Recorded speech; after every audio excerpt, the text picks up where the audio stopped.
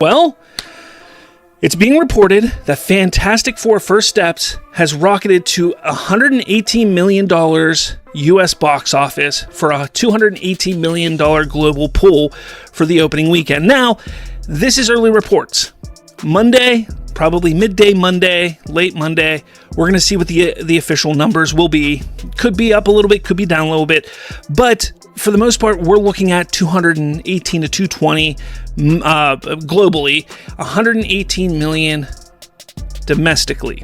Okay? So that's what we have. So although Superman did slightly better at the box office and did better with families, Fantastic Four sports a similar A- cinema score, did better with moviegoers over 35, and did a lot to repair the brand of the Fantastic Four, which previous movie iterations had kind of tarnished. This is a positive next step for Marvel, although it's more of a baby step than a galactic step. It did make $118 million domestically and $100 million internationally for a total of $218 million, but it comes in $2 million less than Superman on its opening weekend. With Fantastic Four pulling in a massive $260 million during its opening weekend worldwide, the hype is officially real.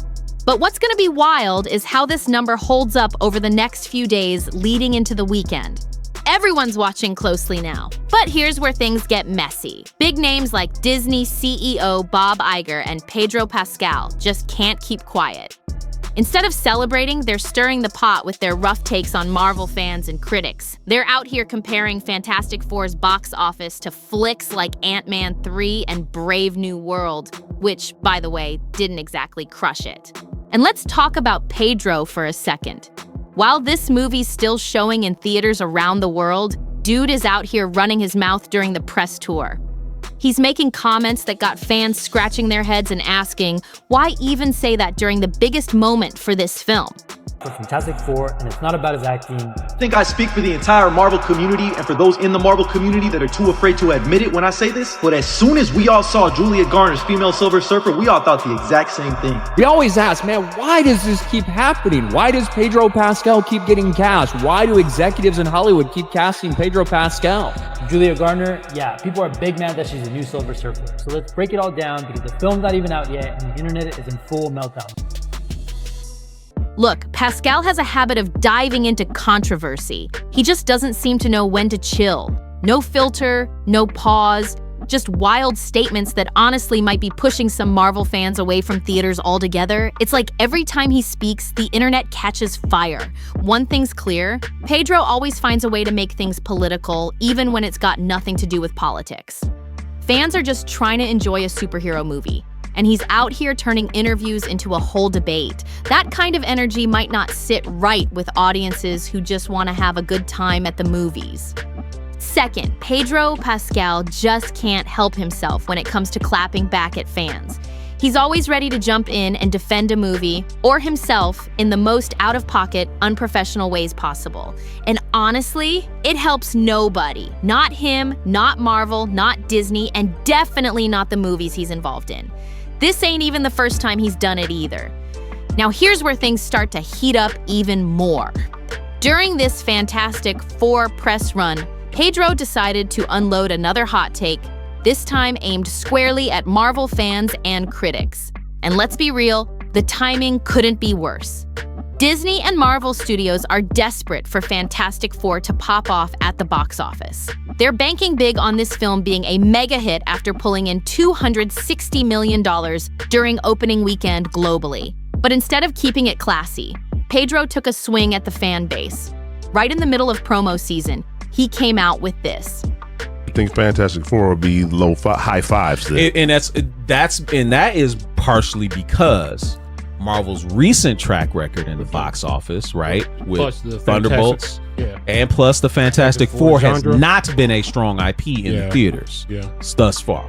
So factoring all of that in, I do think Fantastic Four is going to perform a little bit worse. So both would be a failure then. I don't consider them failures. That would be, I don't consider them failures. If they don't make $1 billion, that doesn't mean they failed. You said 5. That's a failure. I don't think that's a failure. If you look at the track money. record of their movies, that would be bad. All I can say right now to some Marvel fans, many of which were the naysayers, is that, see, I told you so. Our film is a huge example of how some Marvel fans just need to shut up before a film arrives in theaters, because more often than not, they look stupid when they place all bets on a film failing financially, and regardless of us pulling away from source material in some areas. Yeah, he really said that. Bold, right? But fans aren't just shrugging this off. A lot of people feel like Pascal's dragging folks for having opinions before they even saw the film. And while $260 million sounds sweet, throwing shade like that could totally backfire if audiences start tuning out just because they feel disrespected. We broke records with this movie, straight up, Pedro Pascal shouted during an interview. We crushed it, and we deserve that win. But then he took it even further, dragging fans over one of the loudest online complaints. The Silver Surfer is now a woman. Pedro wasn't having it. That argument was straight up embarrassing, he said. The fact that people are mad the Silver Surfer is a woman? Get over it. This version is the best we've ever had, and honestly, she should be the only one moving forward in the Marvel universe. For the return of the MCU. What? Oh my god. They made Invisible Woman a girl this time on a team that contains 3 other men. I just can't believe it. Marvel has gone full wokey-yoki again. Like, bro, I don't understand the rage debate here. Are you upset Sue Storm may be the leader of the Fantastic Four? Are you upset Silver Surfer, the character everyone around the world totally cares about, is a woman now? Like, you would think that these woke YouTubers would be happy that they got what they wanted, a full-blown Fantastic Four with gender and skin-accurate actors, but even that, they somehow try to finesse wokeness in. He doubled down on his stance by calling himself a male feminist and said, I value women so much. Then he threw all his weight behind the new Silver Surfer, Shia LaBeouf. She deserves her own movie, period. And now that all those haters are switching up and loving her, it proves what I've been saying. This film is a clear example of why fans shouldn't act like they know everything on day one. Pedro didn't stop there. You don't always need a man front and center in a comic book movie, and I'm tired of the same weak excuse, but Shia LaBeouf barely appeared in the comics compared to Norrin Rad.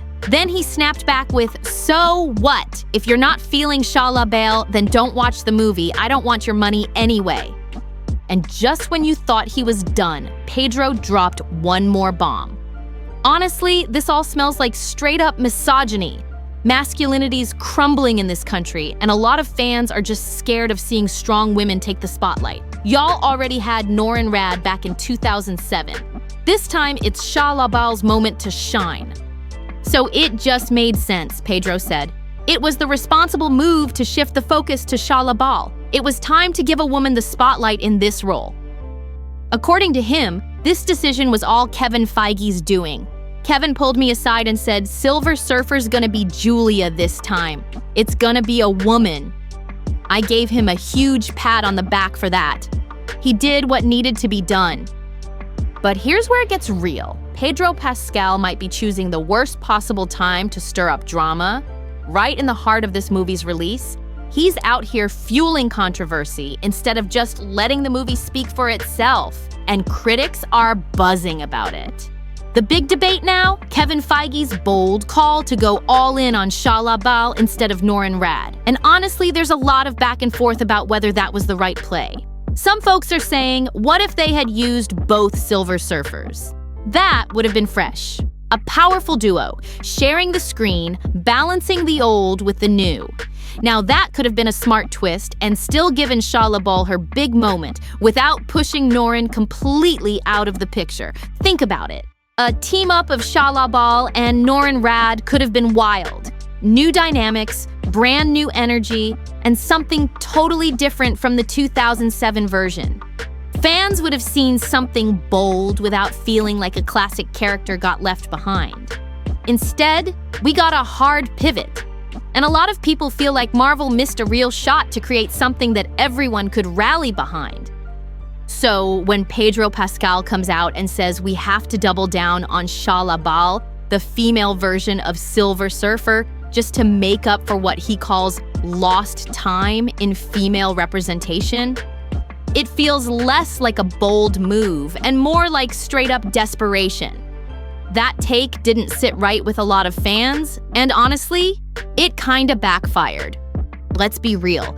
Female characters have always been a part of iconic franchises, not just in Marvel, but across pop culture. It's not like women have been missing from the screen. There have been legendary roles going all the way back, so acting like they're just now getting a seat at the table? That's a stretch. And Pedro pushing that narrative feels forced. Just look at someone like Pepper Potts in the MCU. People respect her. She was done right. Well-written, balanced, and made an impact without being shoved in just to check a box. But somewhere along the way, Marvel and Disney started to lose that natural touch. Case in point, The Marvels in 2023. That film's a prime example of how not to handle female-led storytelling. It wasn't the casting, it was the execution that fell flat. And yet Pedro kept pushing. He wrapped things up by saying, "To all the naysayers, I think it's time to let go of this fear of female representation in films and just enjoy the experience more. A lot of fans, especially in Marvel and Star Wars circles, need to be lectured a little." Lectured? That rubbed a lot of people the wrong way. Fans aren't against representation. They just don't want to be talked down to like they're the problem. You can build strong female leads without turning it into a guilt trip. They need to be educated, Pedro said, doubling down once again. People need to understand why women deserve to be front and center, because of all the time and chances they were denied in this industry. They were pushed aside for way too long, whether it was leading roles or even supporting ones. Then he hit the gas even harder. "I'm just glad we proved all those critics wrong, especially the ones who also happen to be MAGA supporters. They were loud and they were wrong." And just like that, he dragged the convo straight into political territory again. This is what gets people heated.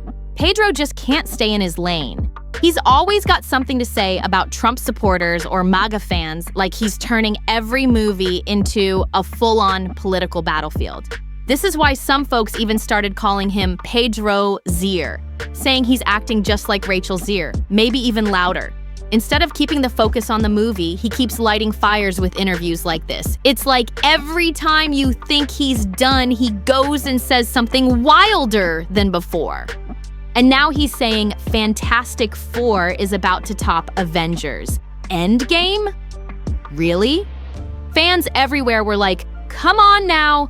Endgame was a whole cultural moment. You can't just toss that name around like it's no big deal. Whether it's box office success, fan reception, or legacy, Endgame is still on another level entirely. Look, nobody's saying Fantastic Four flopped. But comparing it to Endgame, that's a stretch, and most Marvel fans know it. The numbers don't lie. Endgame crushed its opening weekend worldwide. Meanwhile, Fantastic Four did okay, but not history-making. And when it comes to the characters, a lot of fans still ride hard for Norrin Rad. He's the Silver Surfer people grew up with and still love. Shala Bal might be new, but you can't erase Norrin's legacy. And fans aren't gonna just forget that. Now here's where things get even messier. Behind the scenes, some insiders are claiming Pedro's comments are causing tension inside Marvel Studios. Word is, not everyone on the creative team is loving how he keeps dragging politics into the spotlight during press interviews. Some crew members allegedly feel like he's hijacking the hype for the movie and flipping it into a personal soapbox. And guess what? A few folks close to production are saying that Kevin Feige himself wasn't exactly thrilled with the Endgame comparison. According to one leak, Feige thought the line was way too bold for a brand new reboot and warned that overhyping could lead to major backlash if fans don't think the movie lives up to that kind of hype. Meanwhile, fan forums are on fire. You've got longtime Marvel heads arguing that this new Fantastic Four is losing the soul of what made the original team so iconic. Some are cool with Shala Bal, but others feel like Marvel is trying to force a new face into the spotlight too fast, without giving audiences time to build a real connection. And with Pedro doubling down in interview after interview, some fans are starting to say he's overshadowing the entire cast. It's no longer about Fantastic Four, it's the Pedro show, and even some of his own fans are saying he's doing too much right now. There's even talk that Marvel might be dialing back his promo appearances moving forward. They're watching the online chatter, the reviews, the audience reactions, and trying to make sure this film doesn't spiral into being remembered more for drama than for what actually showed up on screen. And if that happens, it's gonna be a major headache for Marvel's next phase. Now, here's the kicker. Some reports are saying Disney execs are quietly watching Pedro Pascal's every move now. Behind closed doors, it's starting to look like damage control mode. They gave him the spotlight, and now they're realizing he might have run off script. Way off. Sources close to the studio say meetings have already happened where top brass were asking, should we rein him in? One insider even said Pedro was told to tone it down after he name-dropped MAGA and doubled down on political stuff during back-to-back interviews. But instead of calming the storm, Pedro came back swinging even harder, like he's daring Marvel to do something. And while all this drama unfolds, the rest of the cast is caught in the crossfire. Julia, who plays Shah Labal, reportedly feels awkward during press events now, since every headline is about Pedro's rants instead of her breakout role. She was supposed to have a major moment, and now her shine's being overshadowed by non-stop controversy. Meanwhile, fans are split. Some are praising Pedro for keeping it real, while others are begging Marvel to stop letting actors use superhero films as political platforms. We came here for cosmic battles, not campaign speeches, one viral tweet said, and it's been getting thousands of likes across comic book circles. On top of that, critics have started to wonder if Marvel's entire direction is veering off track. First the Marvels, now this? If Marvel keeps putting politics over plot, fans worry they might be headed for another box office slump. The numbers look solid for now, but what happens when the hype fades and all people remember is the chaos? Marvel wanted Fantastic Four to be the next big franchise, but right now it's looking more like a PR headache than a superhero comeback. Let's be honest, most fans were hoping to see Norrin Radd take center stage in this film. He's the classic Silver Surfer, the icon. And while Shah Labal brought something new to the table, a lot of people still feel like Marvel missed a major opportunity by not giving Norrin that spotlight. This wasn't just about nostalgia, it was about legacy. Now, with all the noise Pedro Pascal stirred up, the conversation has completely shifted. Instead of the focus being on the film's story or characters, it's turned into a full-blown debate about politics, representation, and who gets to lead a Marvel movie. And hey, I want to hear from you. What do you think about Pedro's comments on female representation? Was Shah Labal the right choice? Should Norrin Radd have led the charge? Or did Marvel actually get it right? Drop your thoughts in the comments below. I read them all, and I know this one's gonna spark some real talk.